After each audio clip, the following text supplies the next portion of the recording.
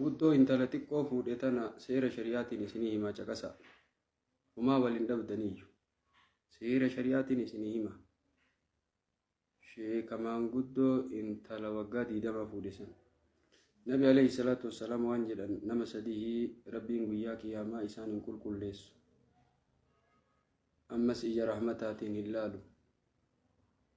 Isaaniif azaabatu jira jedhan. Sadiin san keessaa manguddoo zinaa dalagu jedhan.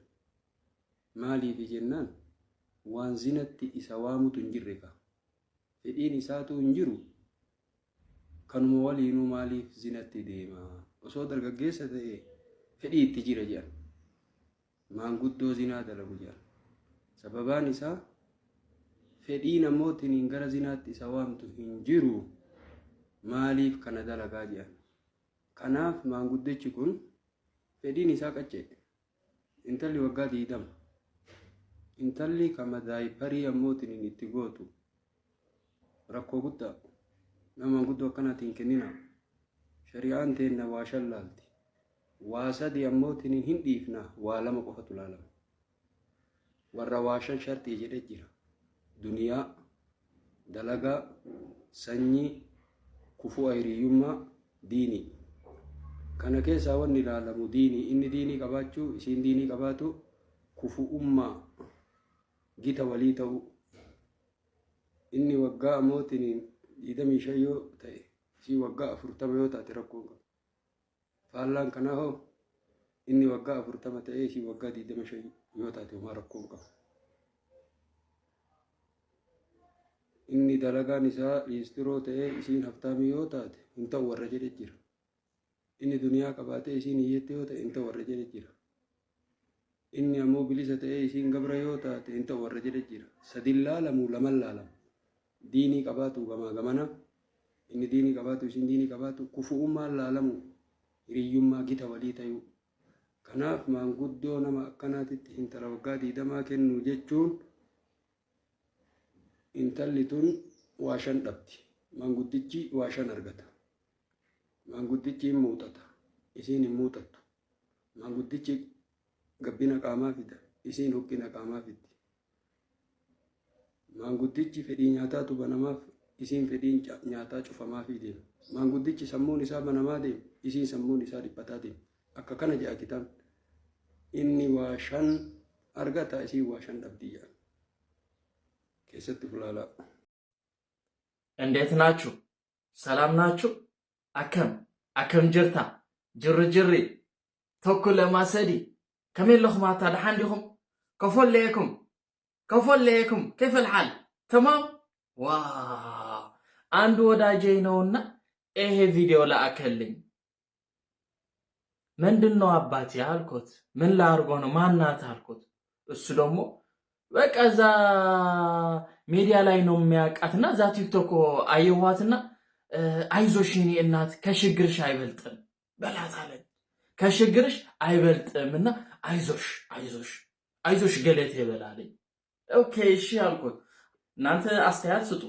ደግሞ ላይክ ሳትረሱ ላይክ አርጉት። አሁን ሪፖስት ደግሞ አርጓት። እቺ አንድ ወዳጄ ደግሞ ቆይቶ ላከልኝ ድጋሜች ቪዲዮ። ምን ሆኖ ነው ዛሬ? ምን ሆኖ ነው? ምንድነው እቺ ቪዲዮ ብዬ አየሁት። የቺ ሴትዮ ቪዲዮዎቿ ማለት ነው። ከዛ አንድ ወዳጄ ምንድነው ያለኝ? ምን ቢለኝ ጥሩ እንዴ? ምን አባቱ ሆና ነው እኔ ሲንግል ያለሁት? ምን አባቱ ሆና ነው ወደ ነጭ የምትሄደው ነጭ የምታገባው? እኔ አበሻ ያለሁት እኔ ሲንግል ያለሁት 27 ዓመቴ ሲንግል ነኝ አለኝ። እና ምን ይጠበስ አባቴ? እኔ ምን ላርግህ አልኩት። ምን ያረግሽ ነው? እንደዛ አታርጉ። አንቺ ሀበሻ ነሽ። ወደ ሀበሻ ብቻ ነው መሆን ያለበት። እኔ ሀበሻ ሲንግል ያለው ምን አባትሽ ነው የምታርጊ ከነጭ እንዴ? እኔ ደግሞ አልኩት አንተ ሰው ያማሃል እንዴ አልኩት። እኔ ምን አገባኝ? የራሴ ስንት ችግር ስንት ጭንቀት አለኝ። ስለ ራሴ ልጨነቅ ስለ ራሴ ልሸገር እንጂ ምን አገባኝ እኔ ስለ ሌላ ሰው የሚጨነቀው? ዋናው እሷ ደስተኛ ከሆነት በቃ ትደሰት። ምን አገባኝ? እርቦኝ ብትል በሸግራት ቢከፋት እኔ ማይረዳ ሰው እንዴት አርጌ ነው ስለ ህይወቷ እኔ ጣልቃቴ የሚያወራው?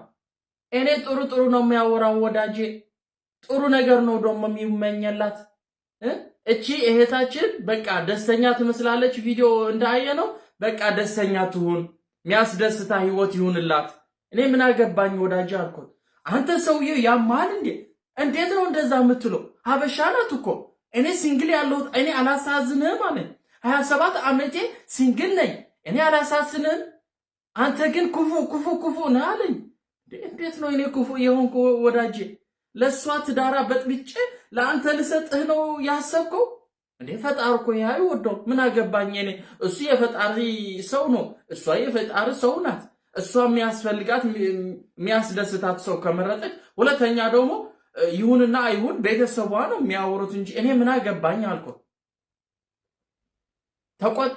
ተቆጣኝ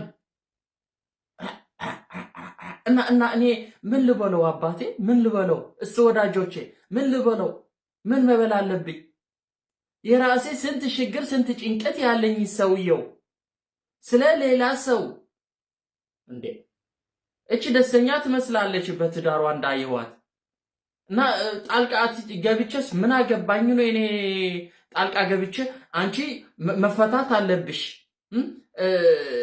ወደ አንድ ሀበሻ ሲንግል አለ የ27 ዓመቱ ወደሱ ሄዲ ነው የሚላት ኧረ በስመ አብ ፈጣሪ አይወደው ዋና ነገር እሷ ትደሰት እኔ ምንም አይገባኝም ወዳጄ እኔ ጥሩ ነው የሚመኘው ትዳርሽ ይባርክልሽ ፈጣሪ የፈጣሪ ስጦታ ይሁንልሽ ሰውየው ያክብርሽ ይንከባከብሽ ውለዱ ክበዱ ነው የሚለው እኔ ምን አገባኝ አባቴ እናንተ አስተያየት ስጡ ደግሞ ላይክ ሳትረሱ ላይክ አርጉት አሁን ሪፖስት ደግሞ አርጓት እቺ ቪዲዮ እህቴ ደግሞ እኔ ምንም አላልኩም በቃ ዋናው ደስተኛ ከሆንሽ አንቺ ደስተኛ ሁኚ እኔ ምንም አይገባኝም ፎሎ ካላረጋችሁ ደግሞ ፎሎ አርጉ ወዳችኋለሁ እኔ ወንድማችሁ ነኝ አዎ ወንድማችሁ ፎሎ ሳታርጉ እንዳትረሱ እኔ ምንም አይገባኝም ምንም አላልኩም አመሰግናችኋለሁ ወዳችኋለሁ ኦኬ ቲክቶክ නම් මල්ලේසියා දබාක ජෙලිතයි yaa qajeelitaayat fooxaa saniin akkana olii gad wayirra taayat akkatti firan taayini isateettu akkuma waan jiru bara akkasumatti gaadhiis tolayye ila gabaabumatti ummata si barbaadaa ture ummata agartee anas mallaqa irratti nyaachuu fi mijattii tana situ gurgurate naan jedhuuf gabaabsiti nagaa gaafadhuuni waan jettum jedhin akkami nagaa fayyaa baga baate galata nagaa hojii jirtani waytu mamte naguma qabdaami garuun nagaa dhodhaa alhamdulillah gaa'ummanni siif jecha wal fixaa jira ati irra caala baga lubbuun jiraatte waan ummata kana tokkoomsu ummata kana wannoo godhu dubbadhu okay asumaaniin gaafii ana gaafata quuftuu ta'e na baga gammaddeerra deebi'e wanni jechuu barbaade akka guyyaa kanaati namni adda durummaan kaasanii jedhan anaa fi muzammiliin mucattii tana isintu awwaalee isintu gartee haraamii harka galchee awwaalaa gaafatuu fi bakka hin taanetti galchitanii mucattii dararaa jirtanii nun jedhanii uummanni nurra duulaa ture garuu immoo mallaqa kana galchaati mushawwara kana harka kaafu naani mallaqumallee galchuuf waamee kan godhaatin hin turanii immoo hattillee nu godhanii addatti nu baasanii gartee akka waan simiidhaa wayii sirra geessinee yookiin immoo rakkoo wayii sirra geessuuf bakka hin taane si geessinee wayii nu godhanii ati gama keetiin rakkoon sirra ga'ee jira wanni ati gammaatitti gartee namni si miidhees haa ta'u namni waasin jires haa ta'u namni si dhayees haa ta'u wanni sirra ga'ee jira qaama keetii qulqulluu jirta moo qulqulluun jirtu dubbadhu akkasitti hawaasan leefa godhi.